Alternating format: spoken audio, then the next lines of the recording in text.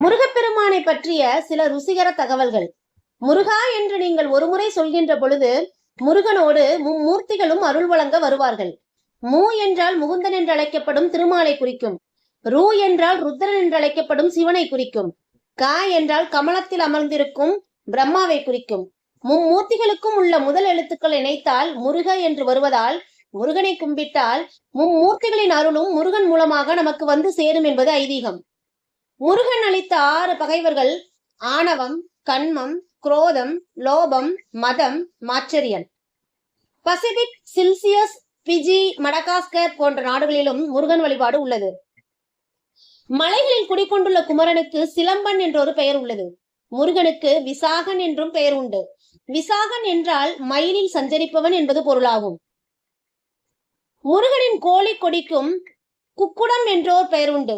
இந்த கோழியே வைகறை பொழுதில் ஓங்கார மந்திரத்தை ஒளி வடிவில் உணர்த்துவது ஆகும்.